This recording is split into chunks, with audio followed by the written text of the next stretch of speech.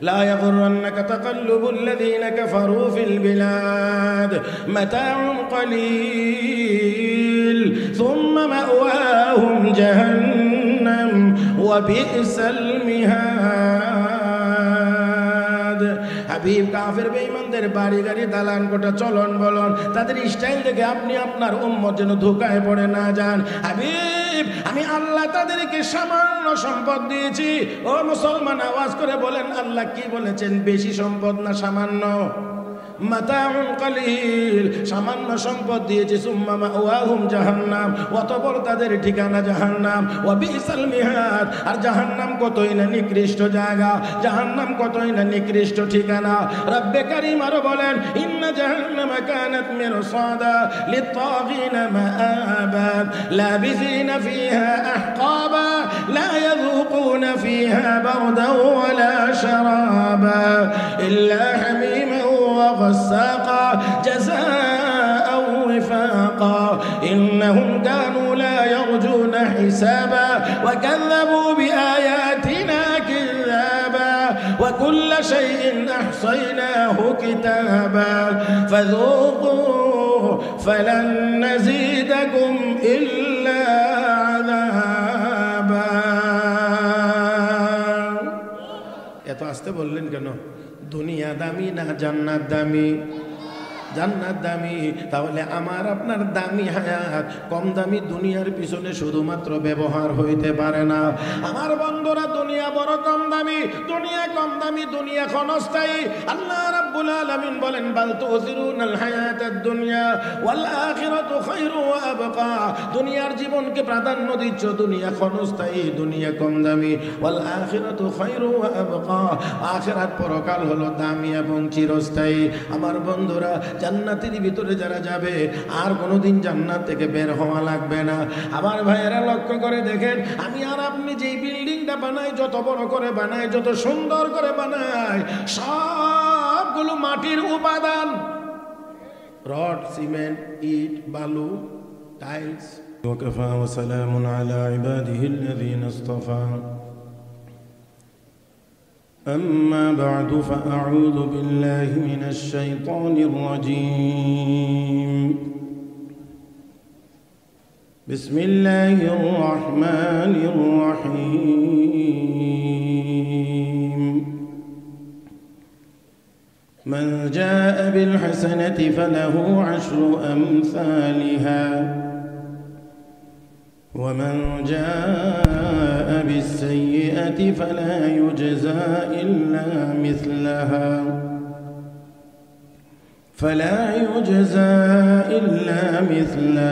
وهم لا يظلمون. জামিয়া ইসলামিয়া দারুল আফকার উলামানগর মাদ্রাসা কর্তৃক আয়োজিত আজকের 13তম বার্ষিক ওয়াজ মাহফিলের অত্যন্ত মুহতারাম সভাপতি দামাত বারাকাতুহুল আলিয়া, উপস্থিত হযরত উলামায়ে কেরাম, সমবেত দিনদার ইমানদার মুসলমান ভাইয়েরা, পর্দার আড়ালে অবস্থানরত শ্রদ্ধেয় সম্মানিত মা বোনেরা, রব্বে করিমের দরবারে শুকরিয়া আদায় করছি যিনি আমাদেরকে অত্যন্ত দয়া করে, মায়া করে, মেহেরবানি করে আজকের এই মুবারক মজলিসে মুবারক ব্যক্তিদের সামনে আসার, বসার, মুবারক কিছু কথা বলার ও শোনার তৌফিক দান করেছেন। মহব্বতের সাথে সবাই উচ্চ আওয়াজে পড়ি আলহামদুলিল্লাহ। মাহফিলে এসে আপনারা খুব বেজার হয়েছেন? জি, বেজার হন নাই তো? সবাই খুশি আছেন? সবাই নবীকে মহব্বত করেন? কয়েকজনে সবাই নবীকে মহব্বত করেন? শয়তানরেও মহব্বত করেন? শয়তানরে কেউ মহব্বত করেন? নবীকে মহব্বত করেন, তাই না? তাহলে নবীর মহব্বতের নমুনা আর প্রমাণ আপনারা 30 সেকেন্ড সময়ের মধ্যে দেখাবেন। মাঝে মাঝে যে একটু গেছে একটু চাটা খাইতে, তাদের এই জায়গাটা আপনারা একটু ফাঁকটা পুরা করে বসবেন। এই 30 সেকেন্ড সময়ের মধ্যে দেখা যাবে কার মহব্বত কার সাথে। আল্লাহ আল্লাহ তুমি তৌফিক দান করো, আল্লাহ তুমি সবাইকে তৌফিক দান করো। একটু নতুন করে একটু নড়াচড়া করে বসেন, এই হরকতে বরকত হবে ইনশাআল্লাহ। মেহরবানি করি সবাই। যে মুরব্বীরা অনেকে নড়ে, কিন্তু যুবকেরা খুব শক্ত করে বসে থাকে, জায়গা ছাড়তে রাজি না। মাশাআল্লাহ মাশাআল্লাহ, আলহামদুলিল্লাহ। বুজুর্গানে দিন মঞ্চে বসা আছেন, গুরুত্বপূর্ণ নসিহত, আপনারা পরবর্তীতেও শুনবেন ইনশাআল্লাহ। আমি আবার মজমাটাকে একটু ঠিক করে দিয়ে যাওয়ার চেষ্টা করছি। যারা পিছনে আছেন, এখনও সামনে জায়গা আছে, নড়েন নাই, আবারও অনুরোধ করছি মেহরবানি করে সামনের দিকে এগিয়ে বসবেন। মাশাআল্লাহ, অনেক সুন্দর হয়ে গেছে। এবার দ্বিতীয় কাজ হলো, সবাই একটু সোজা হন, তো দিকে একটু সোজা হন। মাশাআল্লাহ, গুজা হয়ে যান কেন? একটু সোজা থাকেন, সোজা থাকেন, গুজা হবেন না। যদি শারীরিক কোনো অসুবিধা না থাকে তাহলে একটু সোজা হয়ে থাকবেন। ওলামায়ে কেরামের চেহারার দিকে তাকাবেন। এই চেহারাগুলোর দিকে তাকাইলে তো সগীরা গুনাহ মাফ হবে। হ্যাঁ, তাহলে এই দিকে তাকাবেন, এদিক ওদিক তাকায় থাকেন কেন? এই মজলিসে আসেন তো হক্কানি ওলামায়ে কেরাম বুজুর্গ আলিদিন মঞ্চে অনেক থাকেন, সেই ওলামায়ে কেরামের দিকে তাকাইবেন, তাদের চেহারাগুলো দেখবেন। যত দেখতে থাকবেন তত গুনাহগুলো মাফ হইতে থাকবে, আমল নামায় সওয়াব জমা হইতে থাকবে। এই মজলিসে এসে যদি এই সুযোগটা আমরা নিতে না পারি তাহলে এটা আমাদের জন্য মনে হয় কিছুটা দুর্ভাগ্যই হবে। এই জন্য সবাই এদিকে তাকাইবেন। সময় বেশি না, সময় কম, তবে সময়টা গুরুত্বপূর্ণ। সময় খুব লম্বা না, সময়টা গুরুত্বপূর্ণ। মনোযোগ সহকারে শুনবেন। ছোট্ট আয়াত তিলাওয়াত করেছি। এই আয়াতে কারিমার আলোকে অল্প কয়েকটি কথা আপনাদের খেদমতে বলার চেষ্টা করব। মুহতারাম হাজরিন, আমার আপনার আখিরি নবী এবং তার উম্মতের হায়াত অন্যান্য নবীর তুলনায় অনেক কম। হায়াত অনেক। আমার সাথে একটু কথা বললেন নাকি বলবেন না? কোনটা চাইবেন? যদি বলেন তা আমার ওয়াজ এক স্টাইলে হবে, নাচ বললে আমার ওয়াজ আরেক স্টাইলে হবে। দুটোটাই আমার অসম্ভব না। যদি না বলেন তাহলে আমিও চোখ বন্ধ করে ক্যাসেটের মতো মুখস্থ ওয়াজ করতে থাকবো। আপনারা কে কদ্দু শুনলেন জানি না। আর যদি আওয়াজ করেন, কথা বলেন, তাহলে আমি একটু বোঝানোর চেষ্টা করে কথাগুলো সামনে আগানোর চেষ্টা করব। আপনারা একটু বলবেন তো ইনশাআল্লাহ? হ্যাঁ, আমার আপনার আখিরি নবীর উম্মতের হায়াত অন্যান্য নবীর তুলনায় কম। হায়াত কম, কিন্তু এই হায়াত অনেক দামি। আমাদের এই হায়াত অনেক দামি। অন্যান্য নবীর উম্মতের হায়াতের তুলনায় আমাদের হায়াত অনেক কম, কিন্তু এই হায়াত তাদের হায়াতের তুলনায় অনেক বেশি দামি। আপনারা সহজে বুঝবেন। কুয়েত নামে একটা দেশ আছে না? কুয়েত দেশটা খুব বড় না ছোট? দেশটা ছোট, কিন্তু এই দেশের টাকার মান পৃথিবীর সবচাইতে বেশি। সবচাইতে বেশি টাকা দামি কুয়েতের, অথচ দেশটা ছোট। তাহলে দেশ ছোট হওয়ার পরে তাদের টাকার দাম, তাদের টাকার মান সারা পৃথিবীর মধ্যে এক নাম্বার হয় কেমন করে? শ্রেষ্ঠ মুদ্রা হয় কেমন করে? তাহলে বোঝা গেল দেশটা ছোট হলেও এই দেশের ভিতরে দামি সম্পদ আছে। এই ঠিকটা আর একটু ভালোভাবে বলেন, আর একটু ভালোভাবে বলেন। হ্যাঁ, তাদের দেশে দামি সম্পদ আছে, দামি জিনিস আছে, এই জন্য তাদের টাকার মান বেশি। আমরাও আখিরি নবীর উম্মতের হায়াত যদিও অন্যান্য নবীর উম্মতের তুলনায় কম, কিন্তু আমাদের এই কম হায়াতের ভিতরেও আল্লাহ অনেক দামি জিনিস দান করেছেন, যার কারণে আমাদের হায়াতও বেশি দামি হয়ে গেছে। কেমন করে? আমি আগেই বলছি, একেবারেই গনে গনে কয়েকটি কথাই বলবো, এর বেশি বলাও যাবে না, সময় খুব নির্ধারিত। সেজন্যে এক নাম্বার, আমার আপনার এই হায়াতের ভিতরে আছে একে 10, একে বুঝেন নাই মনে হয়, একে 10 আমল হবে একটা, সওয়াব হবে 10টা। আমল হবে একটা, সওয়াব হবে 10টা। হাদিস শরীফে রাসূল বলছেন, মান ক্বারা হারফাম মিন কিতাবিল্লাহ ফালাহু হাসানাহ ওয়াল হাসানাতু বিআশরি আমসালিহা। রাসূল বলেন, কোরআনের একটা হরফ তিলাওয়াত করবে তার আমল নামায় 10 গুণ বাড়ায়া সওয়াব দেওয়া হবে। রাসূল ব্যাখ্যা করে বলেন, লা আকুলু আলিফ লাম মিম হারফুন বাল আলিফুন হারফুন ওয়া লামুন হারফুন ওয়া মিমুন হারফ। নবী বলেন, আমি এই কথা বলি নাই আলিফ লাম মিম সবটা মিলে একটা হরফ, বরঞ্চ আলিফ পৃথক অক্ষর, লাম পৃথক অক্ষর, মিম পৃথক অক্ষর। অতএব আলিফ লাম মিম তেলাওয়াত করলে আমল নামায় 30টা নেকি আল্লাহ দান করবেন। কত আছে? একে, এই বাবার, এই আমার দিকে তাকা, আমার দিকে বাবা, ডিস্টার্ব করিস না, একদম চুপ। সবাই আমার দিকে, তুই আমার দিকে তাকা আগে। একে কত পাইলাম? 10। সবসময় ডান কাদের ফেরেশতা। এই যে ডান কাদের ফেরেশতার কাজই হলো একটা আমল করবে, সাথে সাথে 10টা সওয়াব তার আমল নামায় লিখে দিবে। হ্যাঁ, এই 10টা আমল, 10টা সওয়াব লেখার জন্য শর্ত আছে। যিনি আমল করবেন তাকে 1 নম্বর ইমানদার হওয়া লাগবে, 2 নম্বর শর্ত হলো তাকে ইখলাসওয়ালা হওয়া লাগবে, 3 নম্বর শর্ত হলো তাকে আমল সুন্নত তরিকা অনুযায়ী করতে হবে। কয়টা কথা বলছি? তিনটা, ইমানদার হওয়া লাগবে, ইখলাসওয়ালা হওয়া লাগবে, সুন্নতওয়ালা হওয়া লাগবে। মানে ইমানের সাথে ইখলাসের সাথে সুন্নত তরিকায় যদি নেক আমল হয় তাহলে একটা আমলের বিনিময়ে 10টা সওয়াব আল্লাহ লিখে দেবেন। আমরা আপনারা সবাই জানি আমার আপনার নবী মেরাজে গিয়েছিলেন, আল্লাহ নিয়েছিলেন, 50 ওয়াক্তের নামাজ দেওয়া হয়েছিল। 50 ওয়াক্তের নামাজ নবী নিয়ে এসেছেন। 50 ওয়াক্তের নামাজ দিয়ে উম্মত আদায় করতে পারবে না, বান্দারা আদায় করতে পারবে না, এটা তো আল্লাহও ভালো করে জানেন। রাস্তায় মুসা আলাইহিস সালামকে দাঁড় করায় রাখছেন, ও মুসা পয়গম্বর, এই নামাজের 50 ওয়াক্ত নামাজের গাটুরিটা নিয়ে গেলেই তুমি আবার ঘুরাইয়া দেবে। মুসা আলাইহিস সালাম জিজ্ঞাসা, আপনার উম্মতকে আল্লাহ কি দিয়েছেন? তো 50 ওয়াক্ত নামাজ দিয়েছেন। কিছু বলেন নাই? না, কি বলবো, আল্লাহ দিয়েছেন, আমি নিয়ে আসছি।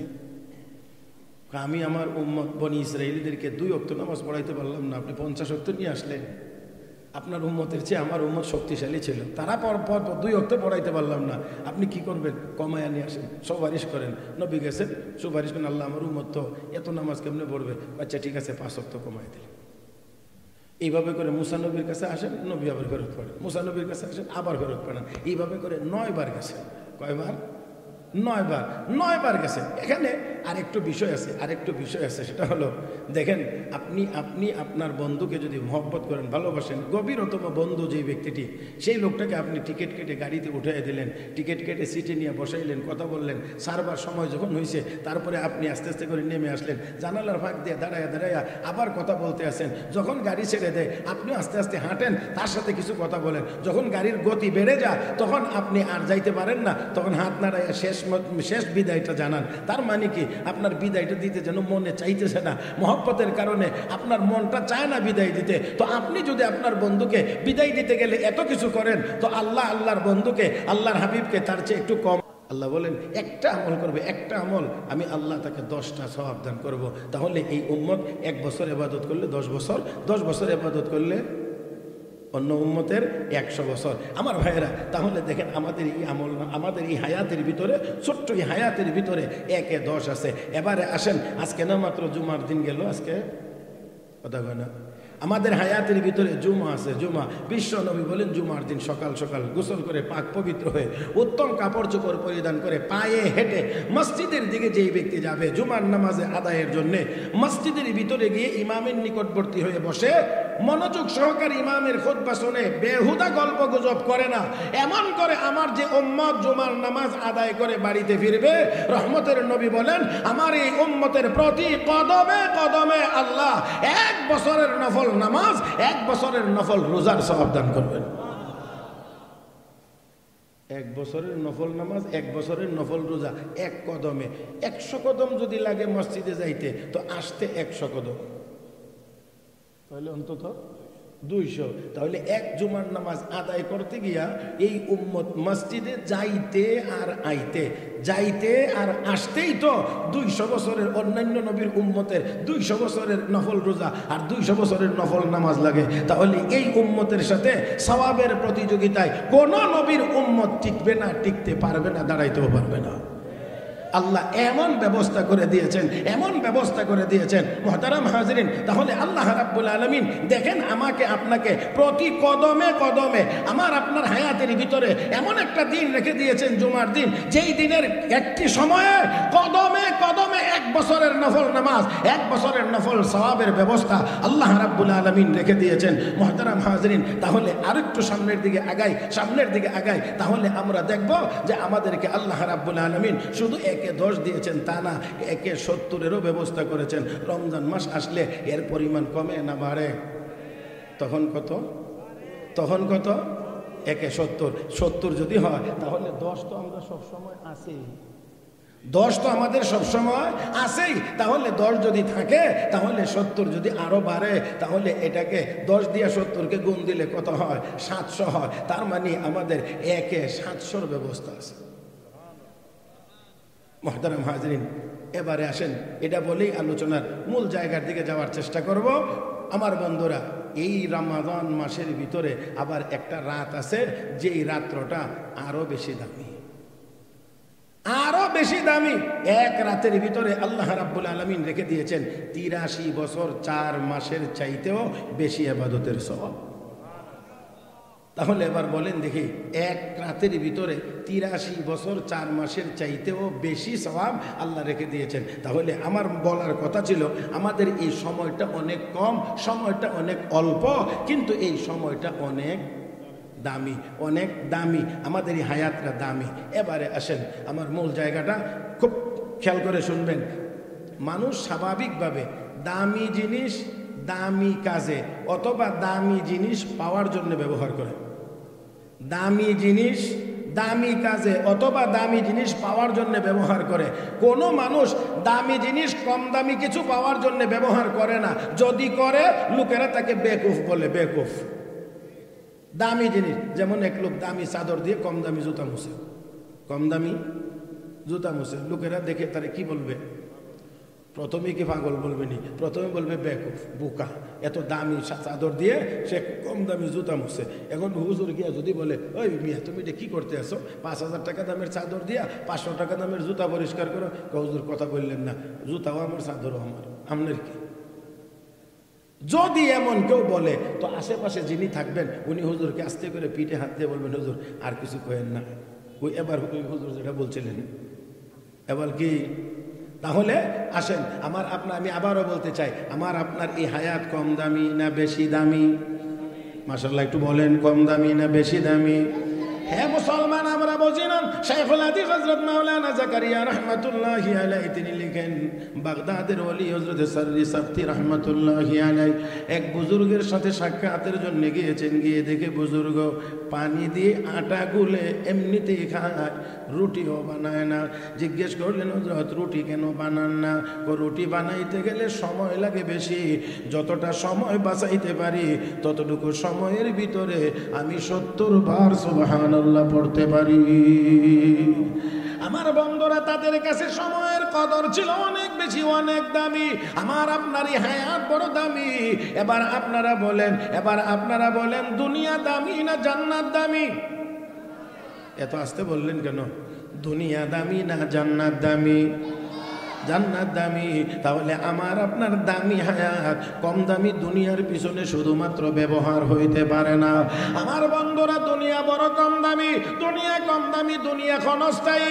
আল্লাহ রাব্বুল আলামিন বলেন, বাল তুসিরুনাল হায়াতাদ দুনিয়া ওয়াল আখিরাতু খায়রু ওয়া আবকা। দুনিয়ার জীবনকে প্রাধান্য দিচ্ছ, দুনিয়া ক্ষণস্থায়ী, দুনিয়া কম দামি। ওয়াল আখিরাতু খায়রু ওয়া আবকা, আখিরাত পরকাল হলো দামি এবং চিরস্থায়ী। আমার বন্ধুরা, জান্নাতের ভিতরে যারা যাবে আর কোনোদিন জান্নাত থেকে বের হওয়া লাগবে না। আমার ভাইয়েরা লক্ষ্য করে দেখেন, আমি আর আপনি যেই বিল্ডিংটা বানাই, যত বড় করে বানাই, যত সুন্দর করে বানাই, সবগুলো মাটির উপাদান। রড, সিমেন্ট, ইট, বালু, টাইলস যা আছে সবগুলো মাটির উপাদান। আর আল্লাহর নবী বলেন, জান্নাতের বিল্ডিং গুলোর একটা ইট হবে স্বর্ণের, একটা ইট হবে রূপার। আরো আসতে সুবহানাল্লাহ কয় না? একটা ইট হবে স্বর্ণের, একটা ইট হবে রূপার। এইভাবে করে আল্লাহ জান্নাত নামের বিল্ডিংটা তৈরি করবেন। এবার বলেন তো দেখি, দুনিয়ার বিল্ডিং দামি না জান্নাতের বিল্ডিং দামি? আমার ভাইয়েরা, তারপরেও দুনিয়ার যে বিল্ডিংটা আছে, যে কোনো মুহূর্তে আপনার হাতছাড়া হয়ে যাইতে পারে, এটার কোনো গ্যারান্টি নাই। আজকে যেই ঝাঁকুনিটা দিছিল, আল্লাহ দয়া করেছেন, আমাদের উপরে রহম করেছেন। যদি এই ঝাঁকুনিটা আর কয়েক সেকেন্ড বিলম্ব হইতো, অবস্থা কি হইতো তা জানি না। কথা বলেন না কেন? কি অবস্থা হয়তো জানি না। সামান্য একটু ঝাঁকুনি, আমার মনে হয় যারা ইতিপূর্বে ভূমিকম্প টের পেয়েছেন, আজকের মতো এত ভয় মনে হয় আর কোনোদিনও পান নাই। কয়েকটা সেকেন্ড মাত্র এই যদি হয়, এই পরিমাণ যদি আতঙ্কিত হয়ে থাকে আমরা, তাহলে কিয়ামতের ভূমিকম্পটা কেমন হবে? ওই দিনের ভয়টা কেমন হবে? রব্বে কারীম বর্ণনা দিয়েছেন, ইয়া আইয়ুহান নাসু তাকু রাব্বাকুম ইন্না যালজালাতাস সাআতি শাইউন আযীম ইয়াওমা তারাউনাহা তাযহালু কুল্লু মুরদি'atin 'amma أرضعت وتضع كل ذات حمل حملها وترى الناس سكارى وما هم بسكارى ولكن عذاب الله شديد إذا زلزلت الأرض زلزالها وأخرجت الأرض أثقالها وقال الإنسان ما لها يومئذ تحدث أخبارها بأن ربك أوحى لها القارعة ما القارعة وما أدراك ما القارعة يوم يكون الناس كالفراش المبثوث وتكون الجبال كالعهن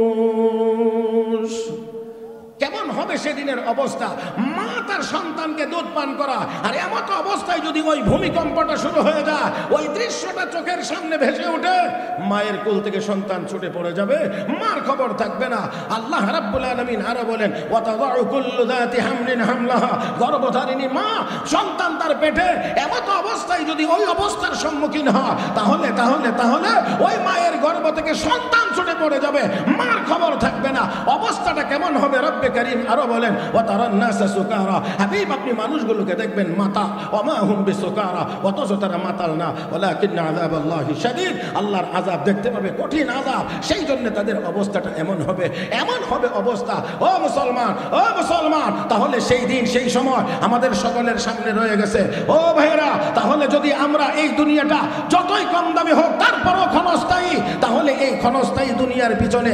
এত দামি হায়াত ব্যবহার করা যায় না ও মুসলমানের হায়াত মুসলমানের কথা মুসলমানের বলা মুসলমানের চলা মুসলমানের হাঁটা সবগুলো হবে জান্নাতের পথে দুনিয়াতে আকাশে ঈগলও উড়ে শকুনও উড়ে দুটোটাই নিচের দিকে খাদ্য তালাশ করে তবে শকুন সবসময় মরা পচাটার দিকে তাকিয়ে থাকে আর ঈগল সবসময় জিন্দাটা শিকার করে খায় আমার বন্ধুরা দুনিয়াতে কাফের বেঈমানেরাও বিচরণ করে ইমানদারেরাও বিচরণ করে কাফের বেঈমানদের সকল টার্গেট হলো শকুনের মতো মরা পচা দুনিয়া আর ইমানদারের টার্গেট হলো আল্লাহর তৈরি পবিত্র জান্নাত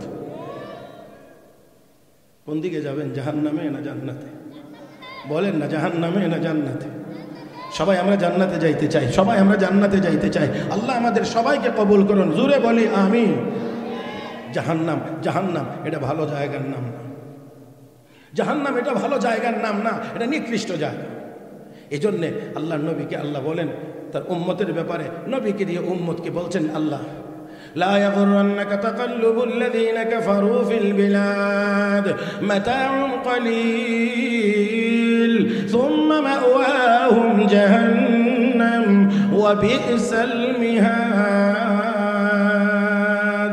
হাবিব কাফের বেঈমানদের বাড়ি গাড়ি দালান কোঠা চলন বলন তাদের স্টাইল দেখে আপনি আপনার উম্মত যেন ধোঁকায় পড়ে না যান হাবিব আমি আল্লাহ তাদেরকে সামান্য সম্পদ দিয়েছি ও মুসলমান আওয়াজ করে বলেন আল্লাহ কি বলেছেন বেশি সম্পদ না সামান্য মাতাউন কালিল সামান্য সম্পদ দিয়েছে সুম্মা মাওয়াহুম জাহান্নাম অতঃপর তাদের ঠিকানা জাহান্নাম ওয়া বিসাল মিহাদ আর জাহান্নাম কতই না নিকৃষ্ট জায়গা জাহান্নাম কতই না নিকৃষ্ট ঠিকানা রব্বে কারীম আরো বলেন ইন্না জাহান্নামা কানাত মিরসাদা লিত-তাগিনা মাআবা লাবিসিনা ফিহা আহকাবা লা ইয়াযুকুনা ফিহা বারদান ওয়ালা শারাবা ইল্লা হামিমান وغساقا جزاء وفاقا إنهم كانوا لا يرجون حسابا وكذبوا بآياتنا كذابا وكل شيء أحصيناه كتابا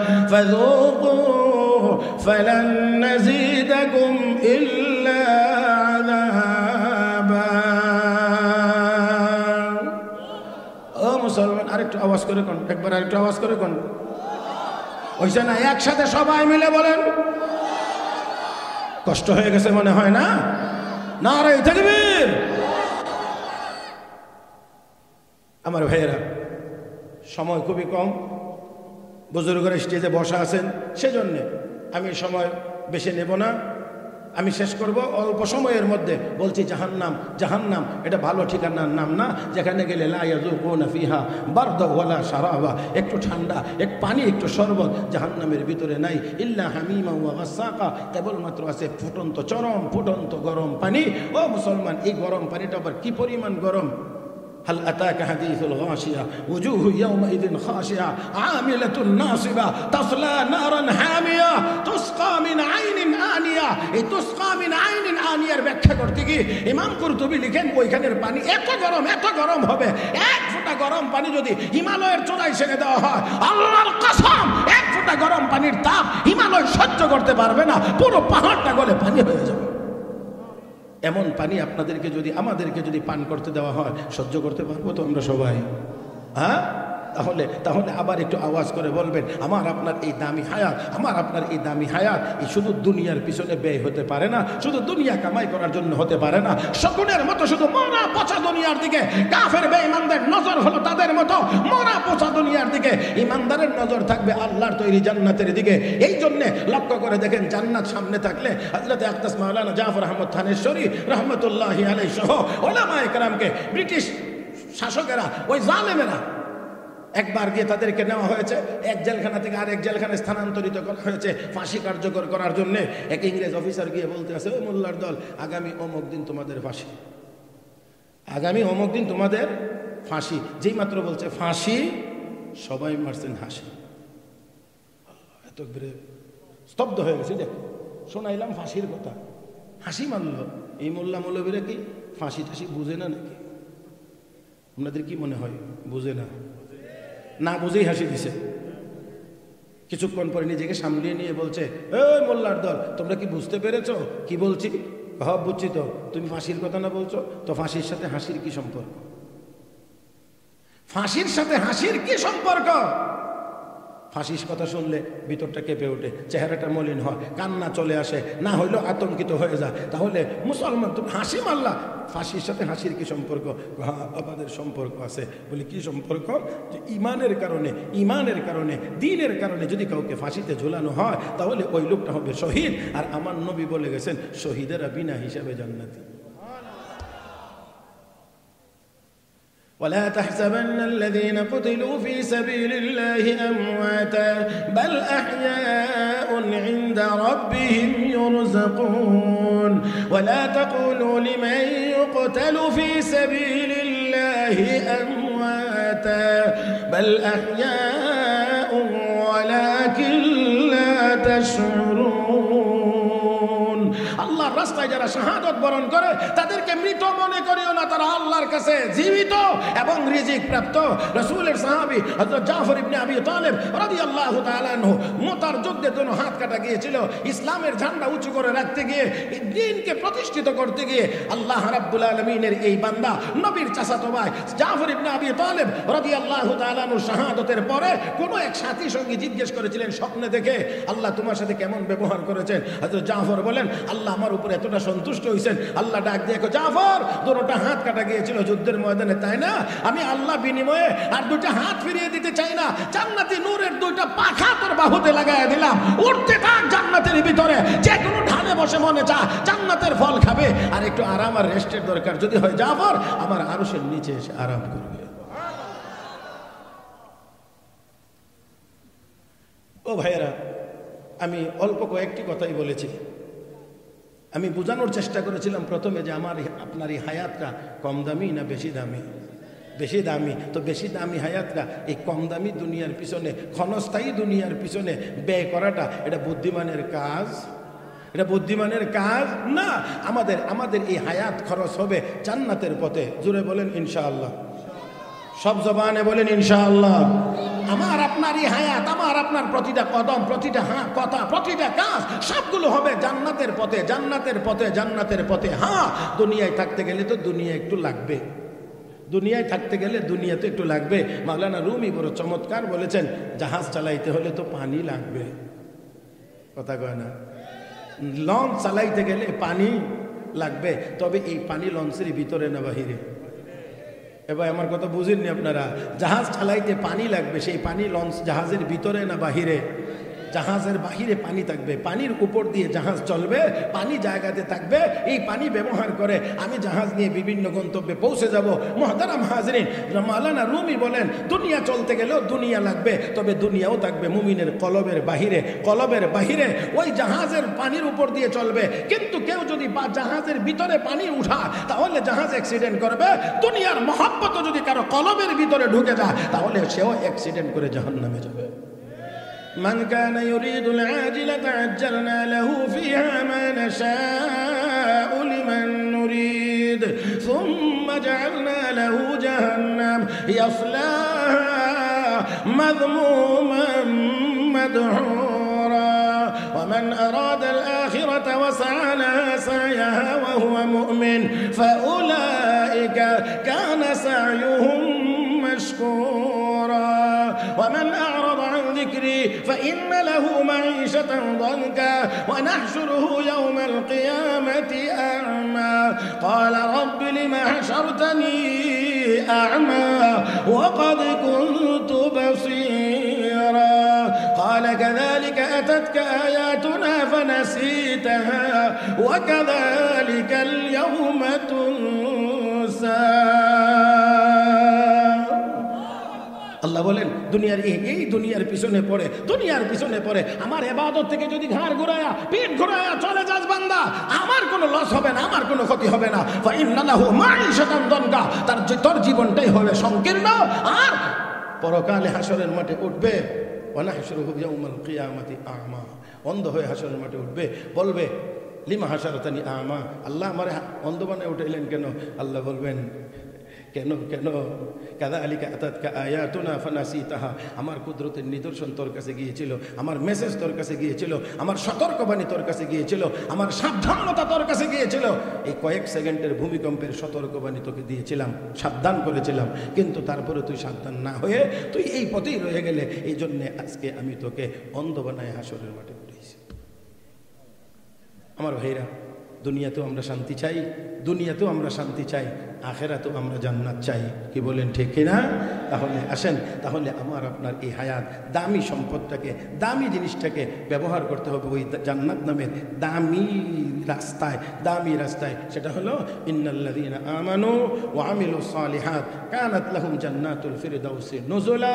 রব্বে করিম বলেন যারা ঈমান এবং নেক আমল নিয়ে আমি আল্লাহর কাছে আসবে, কয় জিনিস বলেন না? ঈমান, নেক আমল, ঈমান, নেক আমল, ঈমান।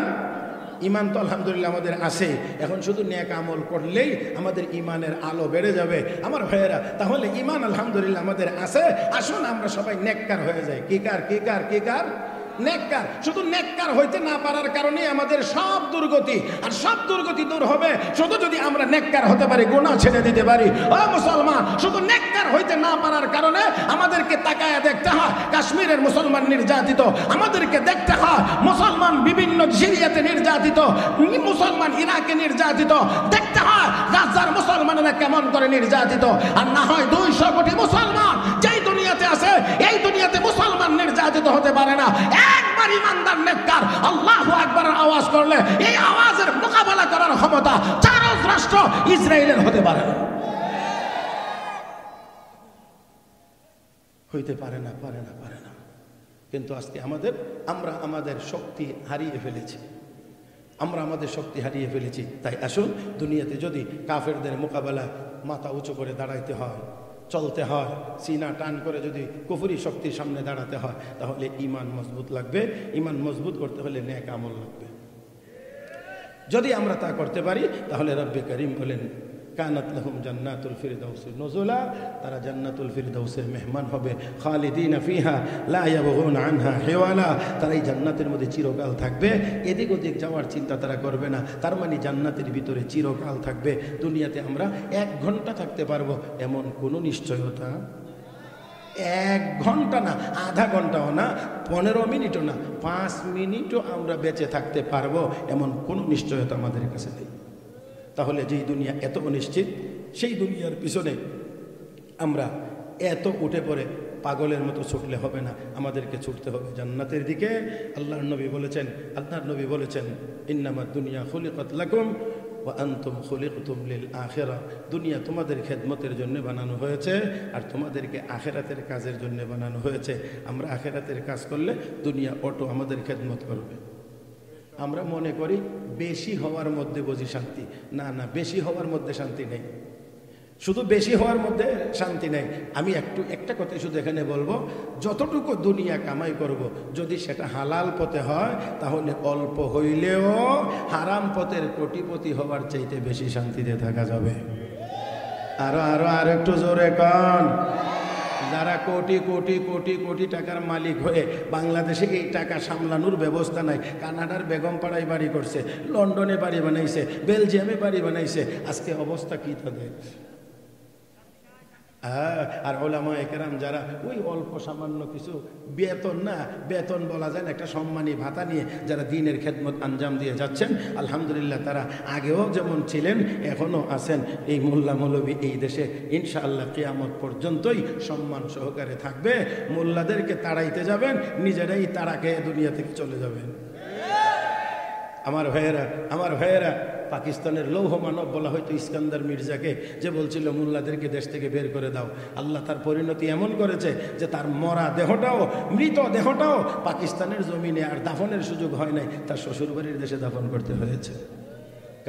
কাজেই আমার ভাইয়েরা, আমরা কোরআনের সাথে থাকবো, ঈমান আর নেক আমলের পথে থাকবো, কোরআনের ধারক বাহক হযরত উলামায়ে কেরাম বুজুর্গানে দ্বীনদের সাথে আমরা থাকবো, তাদেরকে অন্তর দিয়ে মহব্বত করব, সময়ে সুযোগে দ্বীনের কাজে আমরা ওনাদের পাশে থাকবো, সহযোগিতা করব।